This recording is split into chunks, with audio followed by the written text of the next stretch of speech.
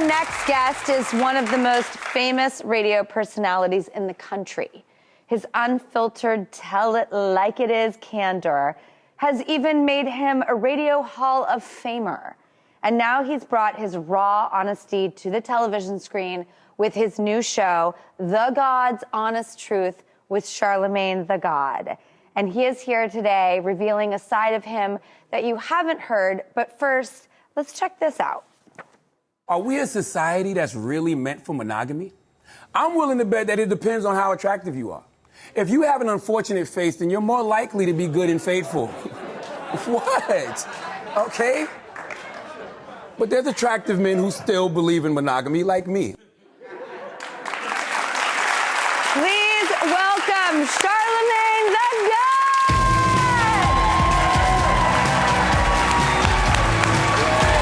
So excited to be here. Thank you so much. What's happening? I am... Hello. What's happening?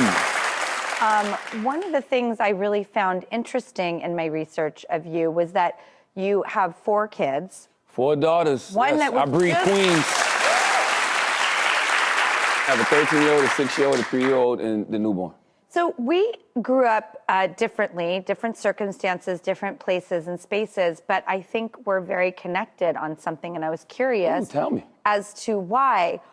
I don't want my kids on social media. I just feel that this is what's right for me. How come you feel that way? I don't want my kids seeking validation from anybody other than the people that truly, truly love them. Because imagine growing up in the era that we grew up in where, you know, your every single move is broadcasted via social media. Like, we got to be allowed to make mistakes. And then it's that weird, awkward phase, right? Like, I remember in 6th grade when I had, like, glasses in the fanny pack, and my glasses used to always fall off my face, and they were crooked. So when I took my school picture, the glasses were crooked. Like, I don't want kids getting a hold of that, and then I'm a meme for the rest of my life. That's not the worst thing they're going to find out about you. And you know that's probably going to just become a fashion trend the next day. Maybe. But then, like, it's really, for me, it's just really the self-esteem thing. I just don't think that people are meant to be that connected. Like, it shouldn't be thousands of people weighing in on their opinion of you. You think that doesn't get to you, but it does chip away at you.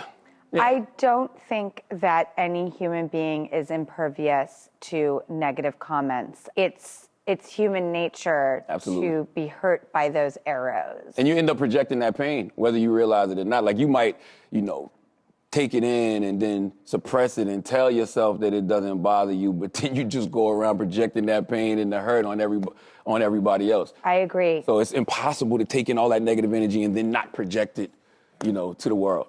I miss the days when it was just talking about politics and it wasn't so personal. It's almost impossible though now, right? Because now when you look at somebody's politics, you think that is a indictment of what that person is about. But I think that it's because of the Trump era, right? Like, when you saw racism and bigotry at the forefront like you did, you just assumed, okay, if you're a Trump supporter, then you're just naturally a racist and a bigot. That's not always the case, maybe 75% of the time. I just don't want to hate people for what they believe in, and I don't want to be hated for being who I am, and I just... Absolutely. I'm a lean towards whoever I see truly caring about the people, and for me, that's neither party at this point. So you want it to be equal opportunity, and you want to fight for people. I thought that's what America was about. Yeah. That's what they tell us, at least. Yeah. Well, that's what's on the marquee.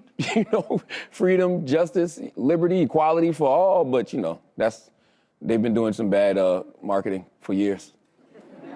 And that's why I don't mind having the conversations. And I say bring it on because you might learn something or reveal. That is my biggest problem with, like, the dating app world. Who can tell from a photograph who that person is and how you're going to connect with them? I know it's a weird correlation, but I just think... I don't know nothing about that. I don't...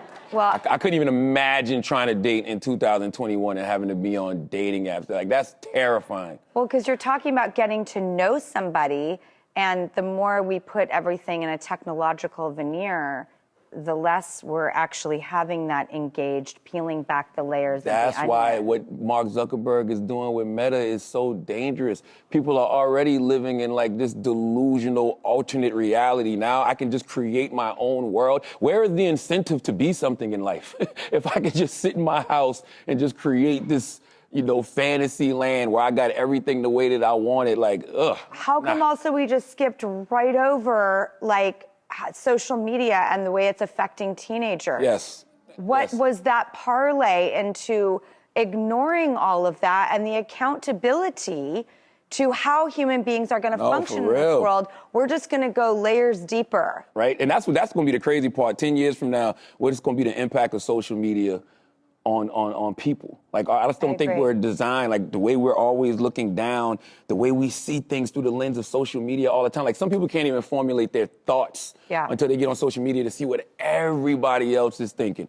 That is scary. I agree. I know the meta thing. I was like, wait, this is the answer? It's going to be like Avatar. Yeah. And remember, at the end of Avatar, that dude did not come back.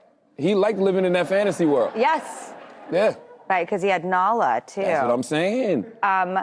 I love the way you talk about the present. I'm interested in your conversations about where the future lies.